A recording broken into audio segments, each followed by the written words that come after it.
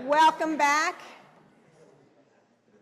It's great to be here at MTSO. I want to bring you greetings from Charisse Gillette, who is the president of Lexington Theological Seminary, and our dean, Lloyd Martell, and from the students, faculty, staff, and administration at Lexington. I'm just delighted to be here. It is such an honor to have been invited by President Rendell and Dean Bridgman, who is a fabulous colleague of mine in the Academy of Homiletics, and just really looking forward to this time with you today. So what I'm going to do now is walk you through some of the research that I've been doing about ministry and preaching in a house divided, okay? And I'll just give you a little bit of background about myself. Like I was said earlier, I teach at Lexington, and I'm ordained in the Lutheran Church. I'm celebrating 25 years this year, and wrote a bunch of books. My first book was on creation crisis preaching, and my way into thinking about social issues is through environmental issues. I do have all of the books available here for purchase out there if you're interested. I also write the Eco Preacher blog for Patheos. So the work that I'm going to share with you today is primarily from Preaching in the Purple Zone, and also from my latest book, Preaching and Social Issues, Tools and Tactics for Empowering Your Prophetic Voice. So just a little bit of background about me. I am from York, Pennsylvania, and if you know anything about York, York is red in the middle and blue on both ends. So I have had my feet in the purple zone for a long time. I served a church in Media, which is a suburb of Philadelphia, for about 9 years. And that was a white middle-class suburban church. And then while I was doing my PhD at the Lutheran Seminary at Philadelphia, I served Spirit and Truth Worship Center, which is an African American and African Native church, and also a suburb of Philadelphia. And then my last full-time call was at United in Christ Lutheran Church, which is in north central Pennsylvania, in a rural, small town area just south of where they were doing fracking, or where they are doing fracking. So I was very involved in the anti-fracking movement there. And each one of these places taught me a lot about what it means to address social issues in different contexts at different times. I've made mistakes, I've learned from them, hopefully make different mistakes each time. I've made people angry in different places. I've had to navigate a lot of difficult conversations. And I've also seen people come to the church because we were addressing social issues. So I've got some scars, but also some real blessings from it. I started teaching at Lexington 9 years ago. And Lexington is a blue dot in a sea of red politically. So Lexington Theological Seminary is a Disciples of Christ-based seminary. They knew I was Lutheran when they called me. Very different polity, but we're actually ecumenical, so we've got all kinds of different denominational representation there. Our seminary is primarily online. Our students only come to us in person for intensives in January and June, and everything else is either asynchronous or synchronous courses. So I'd say it's weirdly nice to be at a seminary where people live here. And like the students are here. And I only ever get to see our students a couple of days a year. So this is nice, this is nice. So I want to share with you some of the research that my team and I have been conducting for the past 7 years on ministry, preaching, and social issues. We have done 3 survey waves so far. We're actually in the 4th one right now. We have surveyed clergy. We have surveyed Disciples of Christ congregations, and we have surveyed UMC congregations, specifically in the Great Plains Conference. So the things that I'm going to share with you today are from real people who filled out real surveys. So it's not just theory that I'm sharing with you. These are actual things, the data that we've been collecting. And I will tell you, the preaching survey that we have right now, I would love for you all to take it, please. I can't do this work unless people let us know what it's like for you to preach in these times. So it takes about 15 minutes. All the responses are anonymous. If you don't want to take the QR code now, there's also one out on the table with the books, so you can fill that out.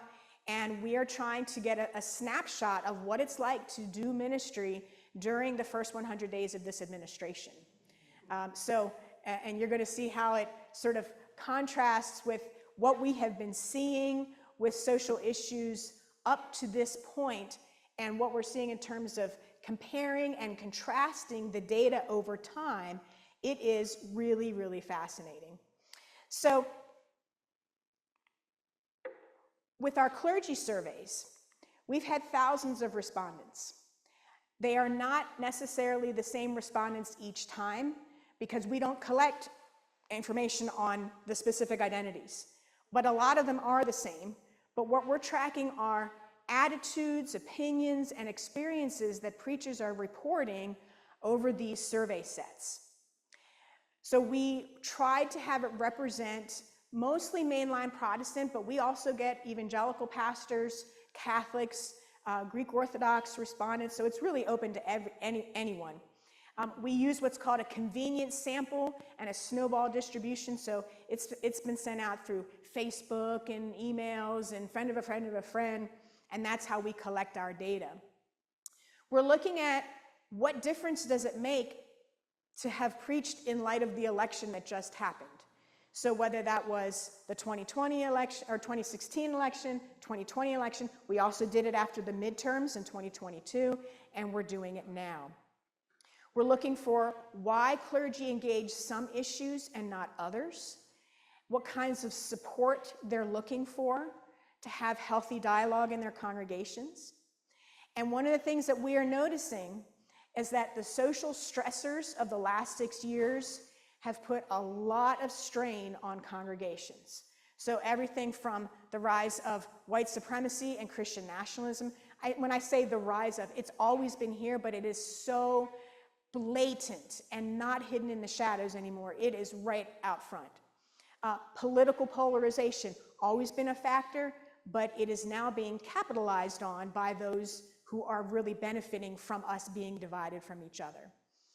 Social unrest, conspiracy theories, disinformation, misinformation makes it very difficult to preach and have conversations when people were in 2 different realities, sometimes 3 or 4 different realities.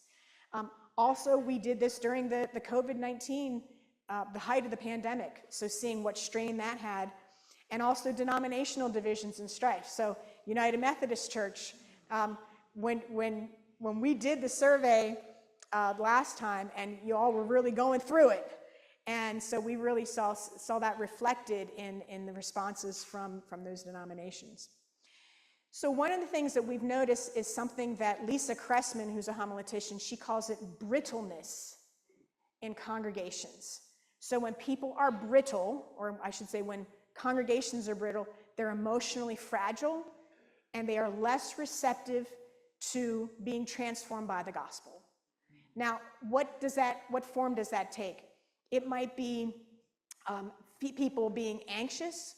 It might be people lashing out. It might look like attacking the pastor when the pastor really had nothing to do with anything because they're like the lightning rod. It might have to do with people leaving or not volunteering anymore. All of those things are signs of brittleness in congregations. One of the signs is when there is a political mismatch between the pastor and the congregation. So this is a little bit hard to see because the screen is small from where you are. But the top looks at what clergy reported about their own political orientations in 2017 and then in 2023. Notice clergy got bluer and less purple, okay? So we're seeing less of a middle ground, at least with these pastors that responded. Now, this is what the congregations, what they reported about their congregations. So in 2017, it was like a third, blue, red, and purple. But notice the purple zone increased for congregants, and the red and the blue decreased. So it's a really interesting shift. So if you're a pastor in a church that maybe leans purplish red and you are blue, there might be some suspicion on the part of some parishioners to think that if you preach the gospel, you're actually pushing a political agenda. And I'll just give you a short, just an example of this, but one of many that I hear from pastors is that sometimes all they do is read the gospel and people get angry because they think that you chose the gospel as a critique of whoever was in power, when that pastor is using a lectionary. Right? Okay. So it's very fraught. It's a very fraught time. Let me just pause on this. Anybody want to have a reaction or a question or a thought or response to this political mismatch? Okay. Yeah, go ahead. What is the polity being sampled again? I'm sorry if I missed. Like which type of clergy is it across? These are primarily mainline Protestant clergy. Yes. Like I said, we got some others, but the data that I'm showing here is filtered out for just mainline Protestant. Thank you for that clarification. Yep. Okay. Now, oh yeah, go ahead. Could you go back to your picture? Mm-hmm. I'm a little bit bothered as a pastor by 2023, the increase of purple, because what I've been hearing for the last 5 years is it's my job to make everybody get along in my church. And it's like, that's not going to happen. Yeah. So, yeah, no. What he was saying was that people are concerned that like it's the pastor's job to make sure we're all one big happy family. Jesus had a thing to say about that. That sometimes families can actually reinforce really harmful practices, hierarchies, and that sometimes we need to create social groups outside of these structures so that people are seen and safe and heard and valued. So one of the things I like to ask people is like, well, is the church supposed to be one big happy family? Like, is that biblical? And once people kind of dig into it, they're like, but, because there is a desire within us for sort of like a Waltons-like ministry where there's all different types of people, but we're all primarily one skin color, and we're all primarily like pulling for the same thing, and we're supposed to be unified. But one of the things that we have to, especially those of us who serve white congregations, is to ask, in what ways do these assumptions reinforce the kind of racist hierarchies that are so harmful in this country? So there's a book, The Religion of Whiteness, and I'm not remembering the researchers right now, but they actually show that whiteness itself is a religion in America. Somebody's going to Google that for me. Religion of Whiteness. These are researchers that show like these are like the creeds and the beliefs and the practices. Yeah.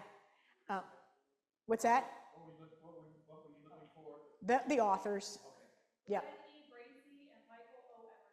Thank you. Please add Robert P. Jones, White too long. Right. So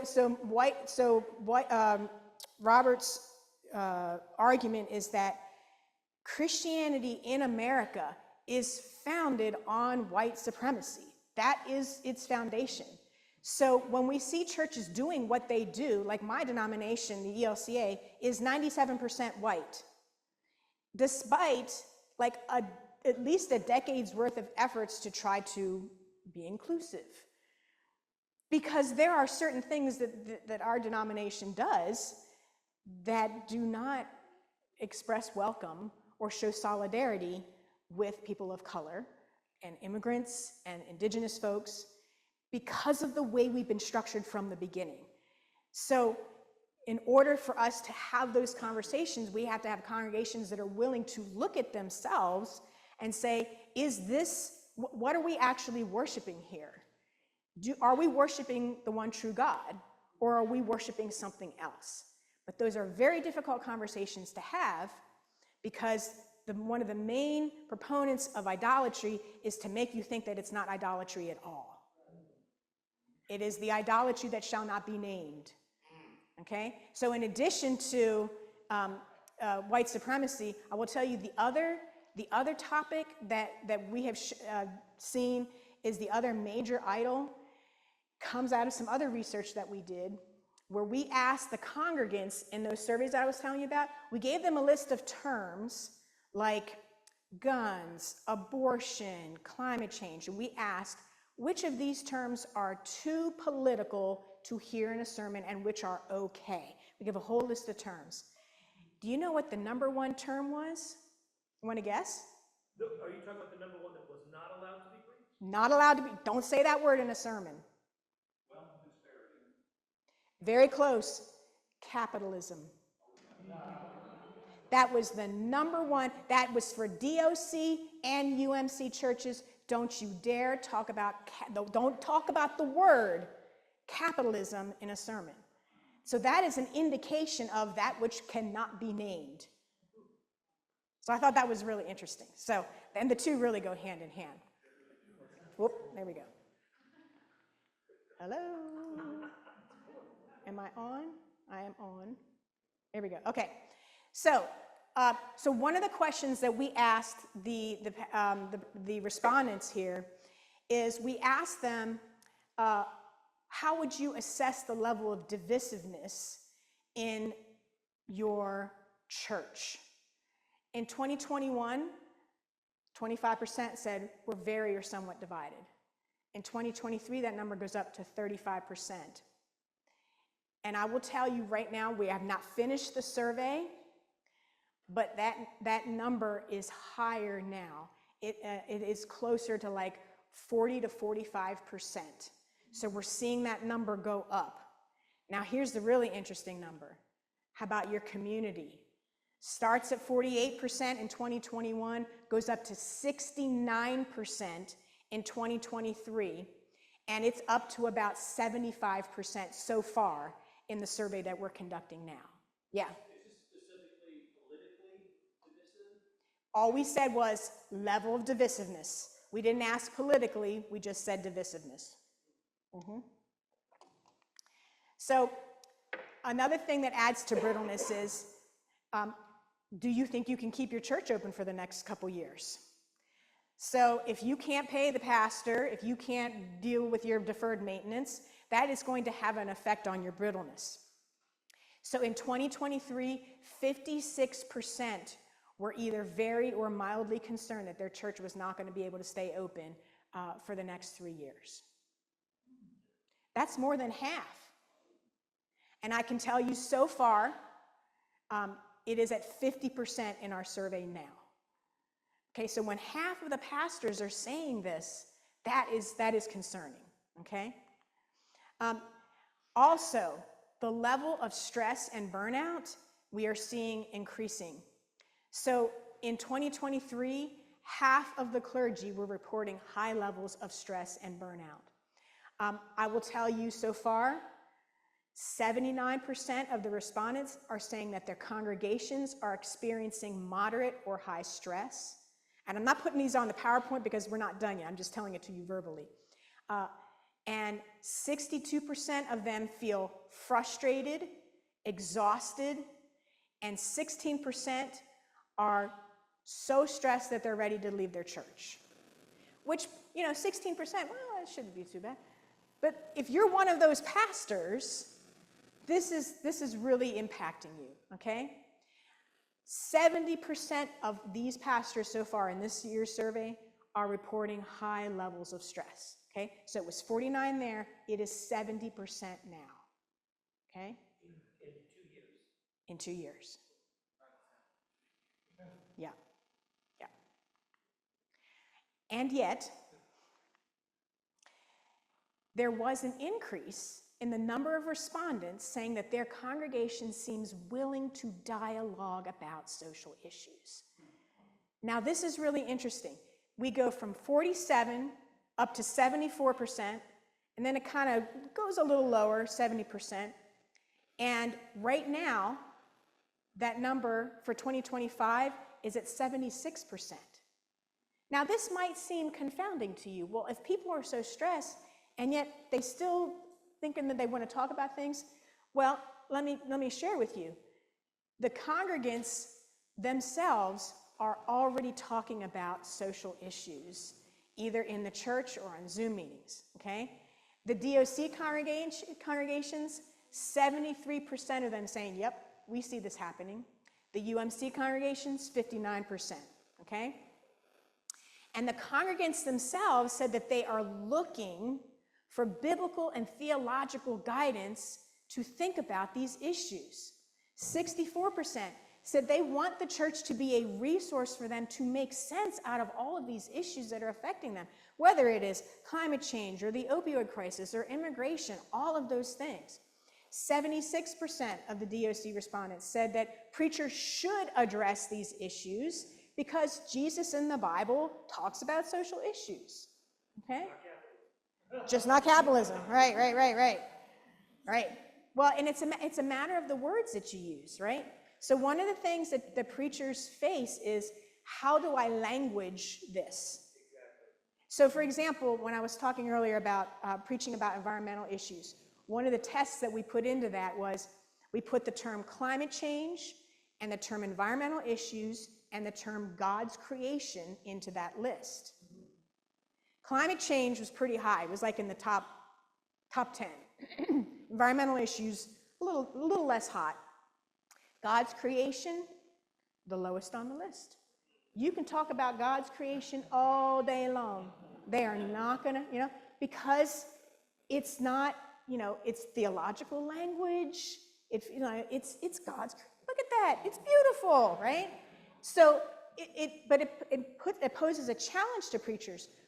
Do I call a thing what it is, in Luther's words, and name it and not use euphemisms? Or do I use these words so that I can get the sermon heard? It depends on who you're talking to and what the time is, what's going on. So yes, how you language it is really important.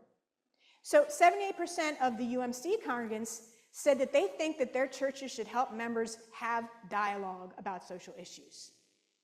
And 85% said that the church should encourage dialogue and discussion about social issues from a faith perspective.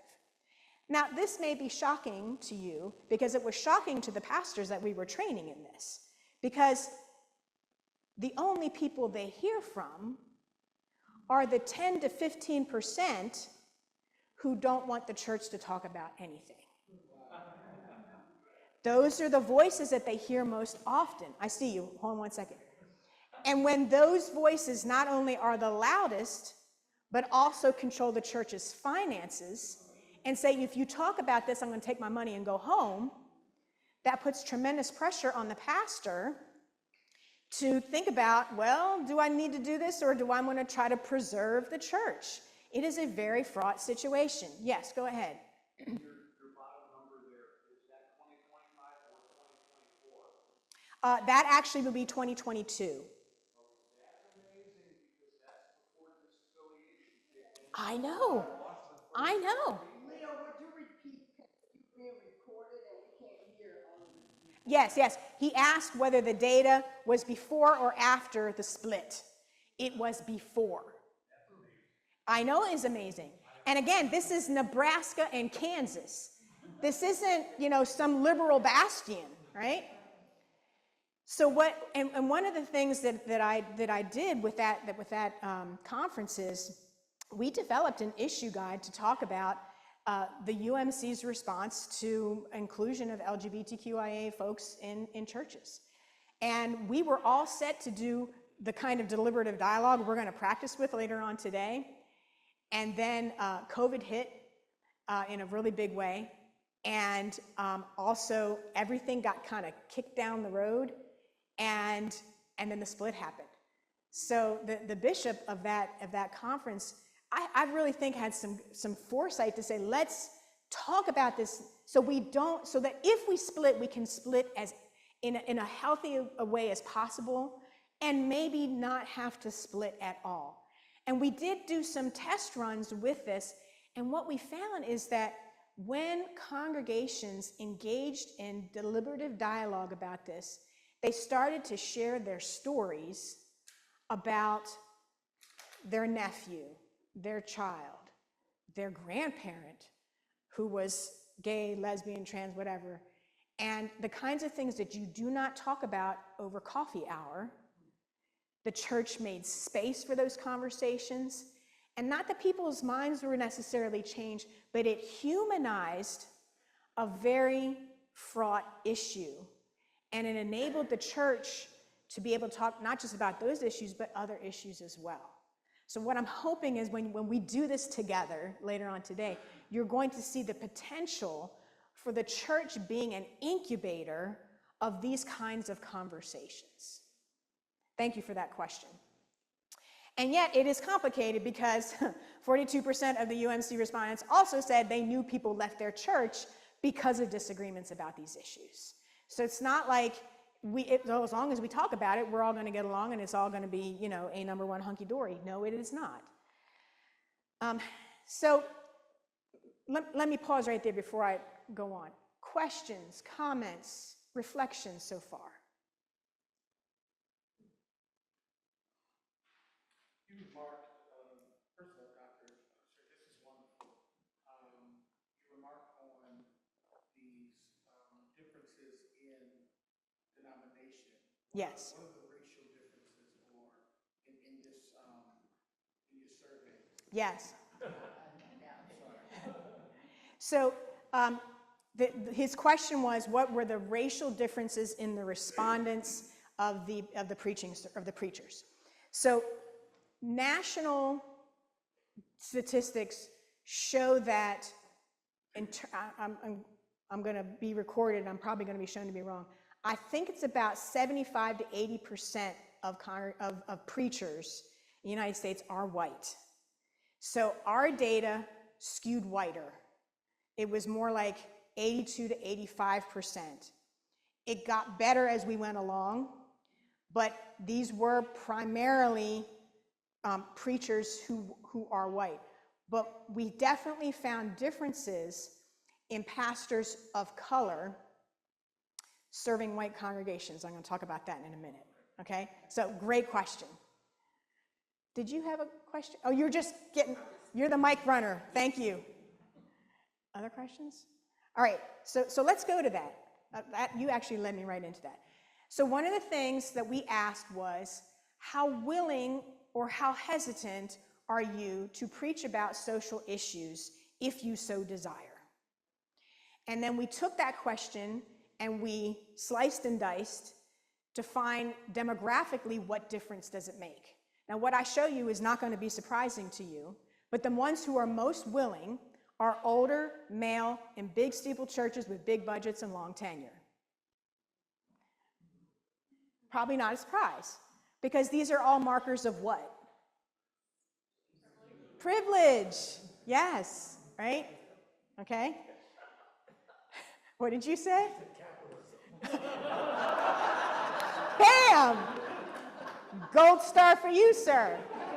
That's good. That's it. That's it right there.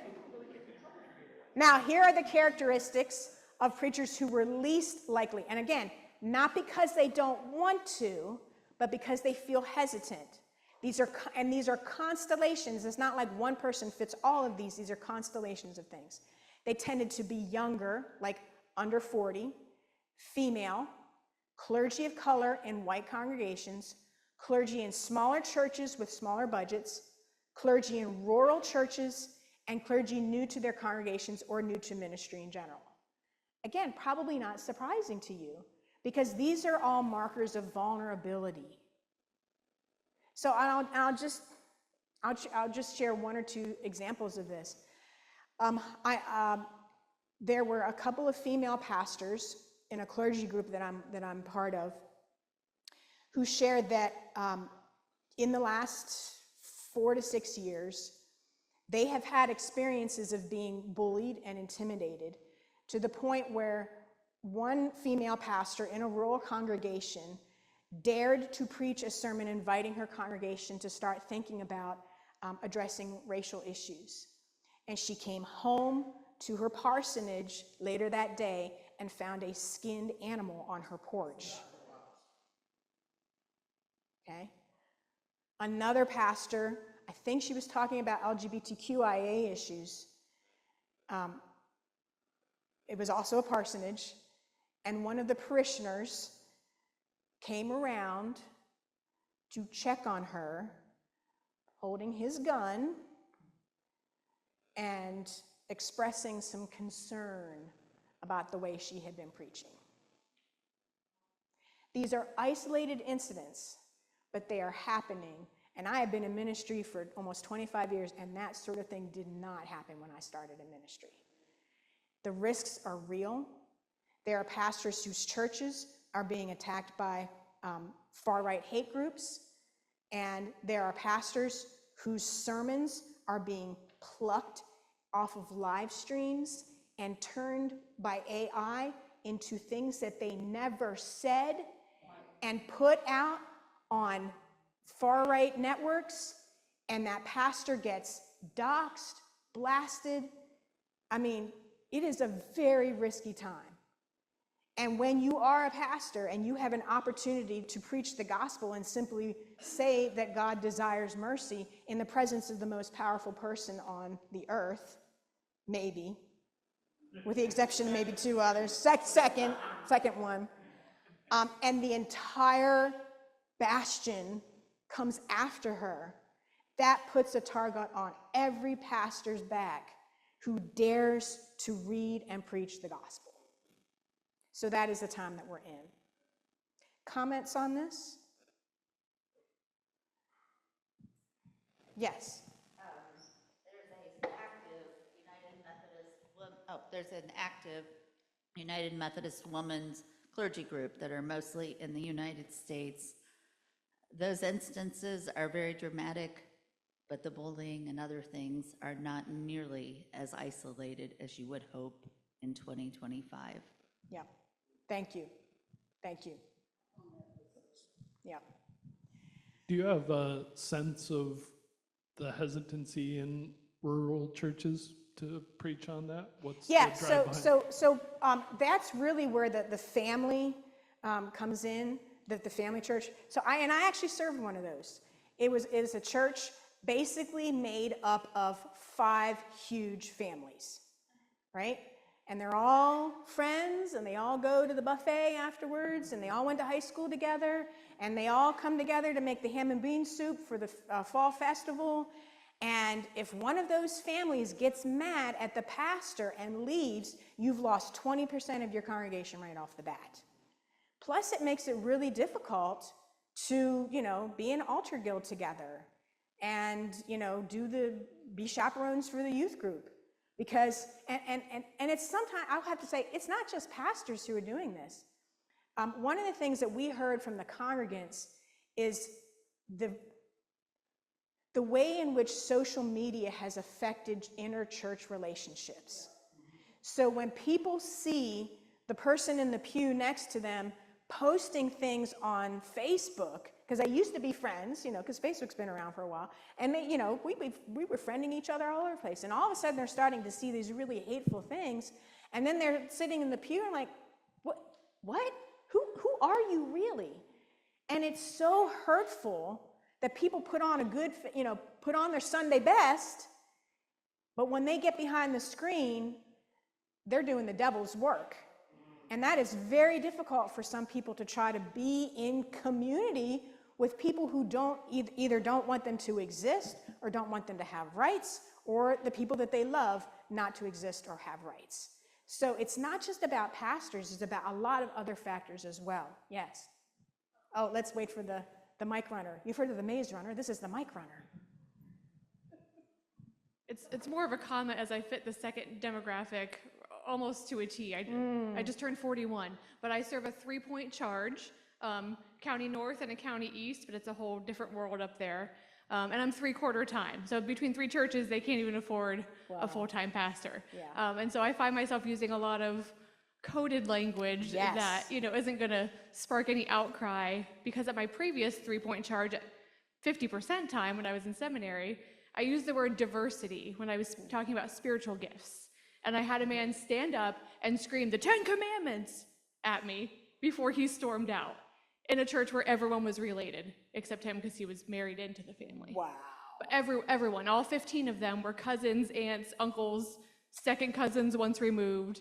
Yep. Yeah, so it's a whole different, I don't have the freedom to say exactly what I want to say. Yes. Because I need them to hear me. Yes. Yeah. Right. And I will say there are some people, some preachers who will attack those who can't exercise their prophetic voice that they want, the way they want to, and say you're just being too scared, you're being weak, you're not, and I think that's really harmful, that kind of friendly fire. And one of the things we're going to talk about, especially when we get to the Bible study tomorrow, are the different ways that you can exercise your prophetic voice that are faithful and allow you to maintain relationship with people. Because if they're going to stop up their ears, la la la la la, not listening, or they're going to run you out on the rails, then you've lost your opportunity. Yep. At the same time, one of my preaching professors said sometimes you need to preach with your bags packed. You need to preach with your bags packed. So if there is an issue that you feel strongly about, and it comes down to, look, if this is the kind of hate that lives here, and it's so toxic that I need to compromise who I am as a Christian and as a baptized and child of God and ordained person, then maybe this is not the place for me, because you need to protect yourself. It's that riptide again, right? Like if you're in the riptide, but also the storm keeps coming and you keep going out there trying to do the work, it really beats you up.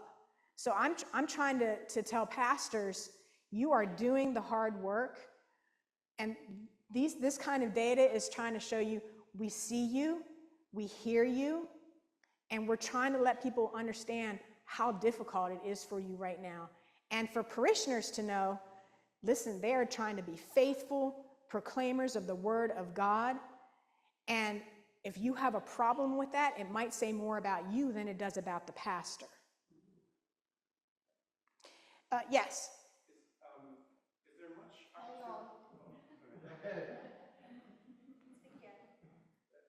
Is there much opportunity to preach in Latin in Methodist churches? And I only ask because God is spelled D-E-I. So. Oh my gosh. That needs to be a meme. Somebody quick go make a t-shirt of that. I can't believe that's not on like my Facebook feed right now.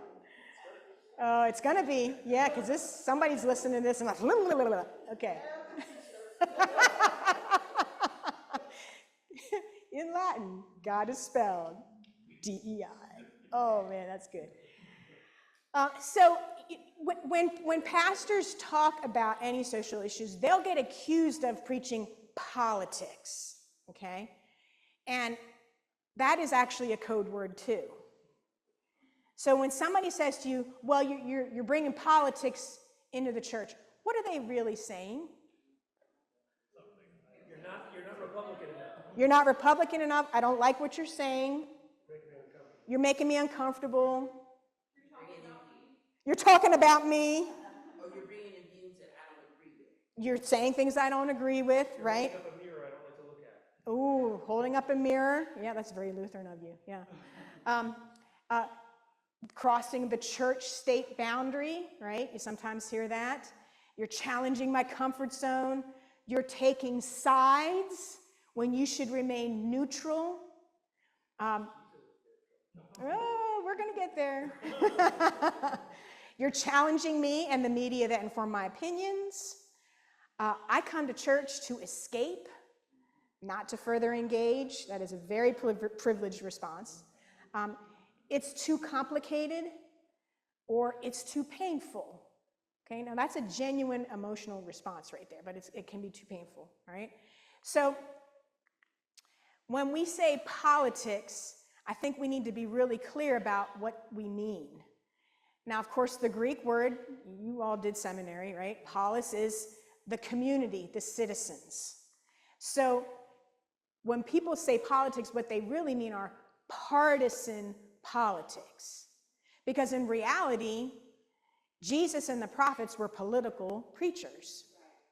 Because the Bible is full of social issues. There was immigration, there was questions about healing, there was questions about wealth distribution, there was question about, there's all kinds of social issues that they addressed. So when you try to say, well, the Bible's not political, that would be an incorrect statement, okay? So the question, the political question is, what kind of community are we going to be? Like, that was what the sermon was about. What kind of community do we want to be? And the process by which we answer that is called politics. Now, when you think about those responses that I put up earlier, they're either emotional, relational, or principled.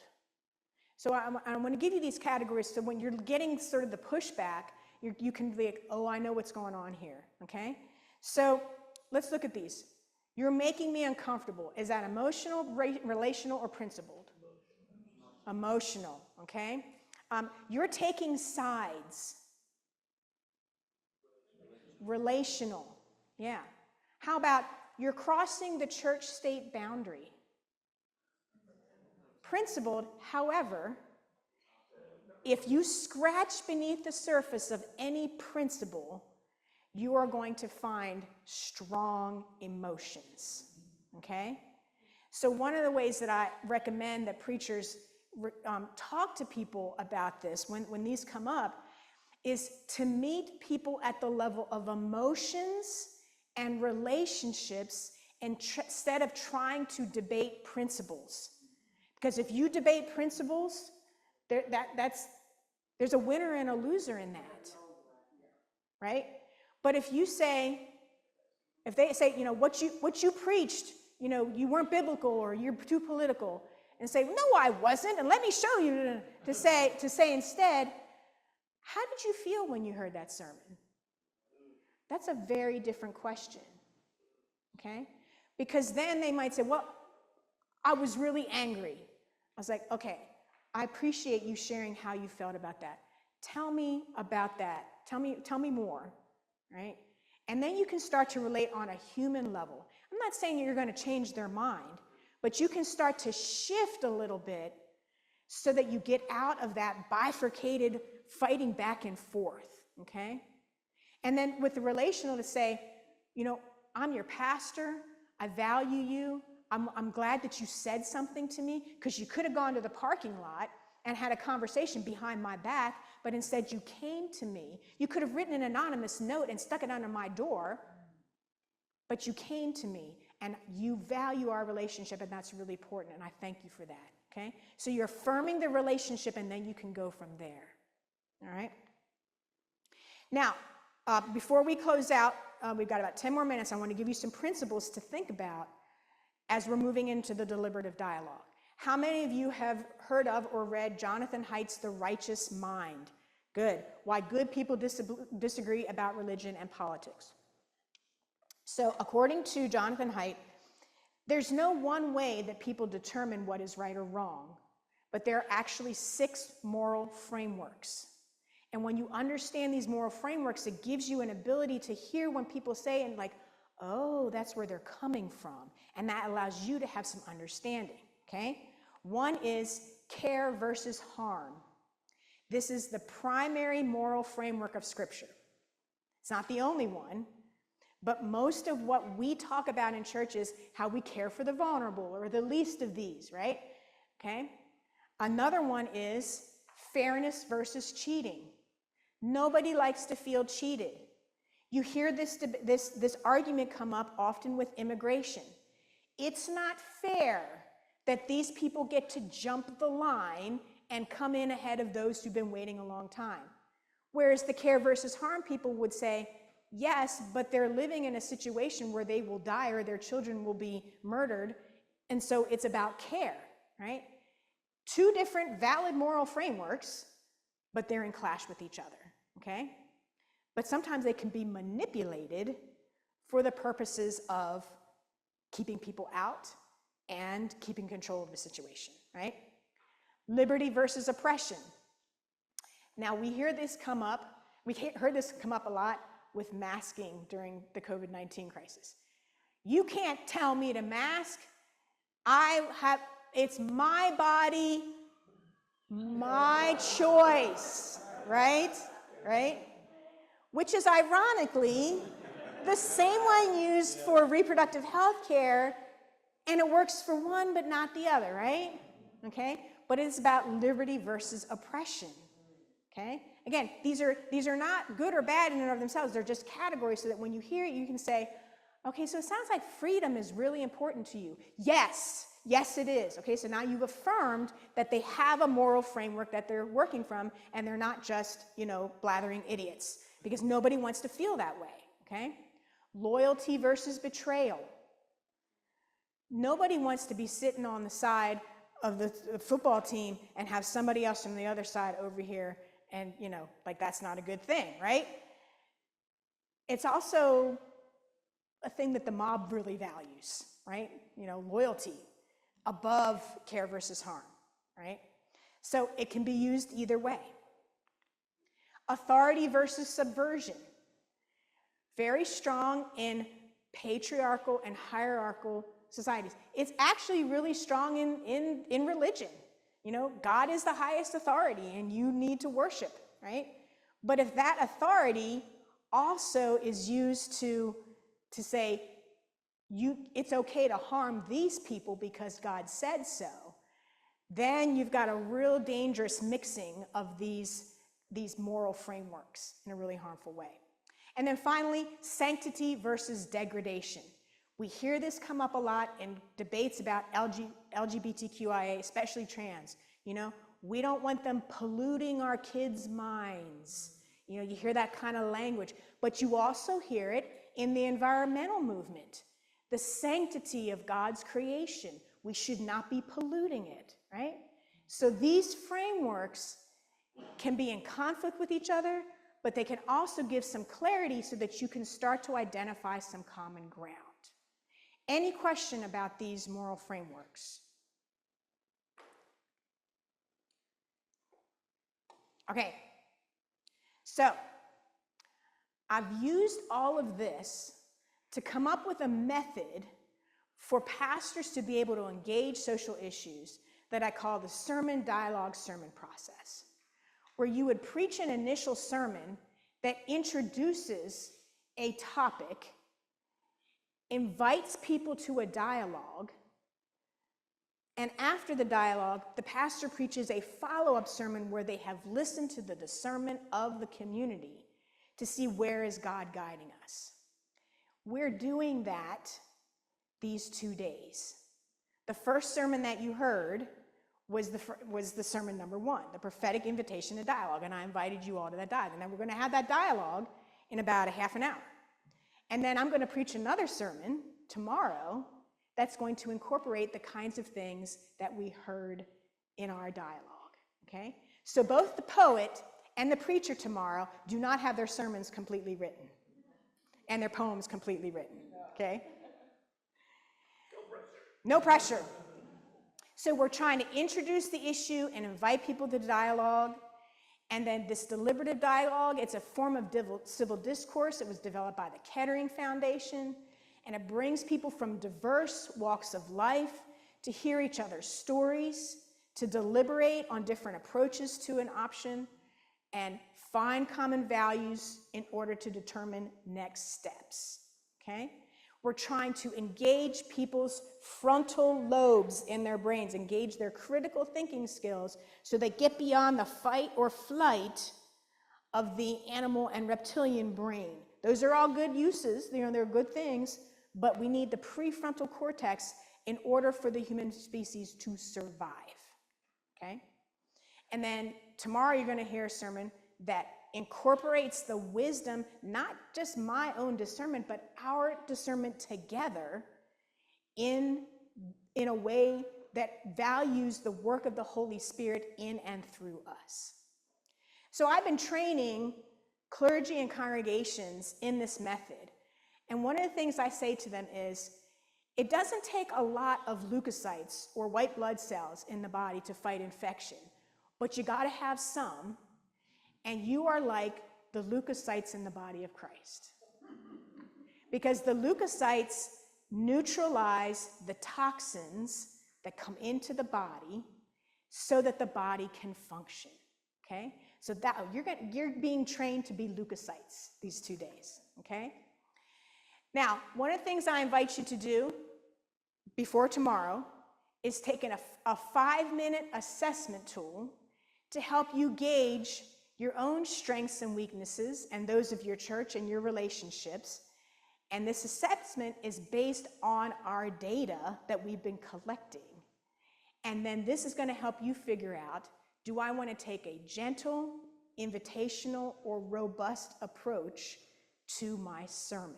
Okay? This QR code is also available on the table out there. It is free. It takes you 5 minutes. And it's going to be really helpful, I think, for you to figure out what is the most prudent and productive way for me to do this work.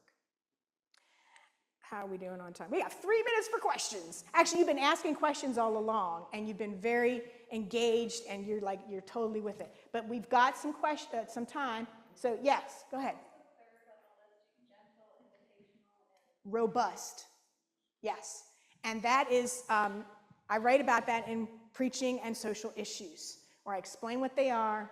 There are 3 strategies within those categories, so there's 9 different ways to go about this. So depending on where you are, there's always a way to enter into this that matches your context and your personal, your personal demographic and whatever's going on with the church and the society at the time. Other questions?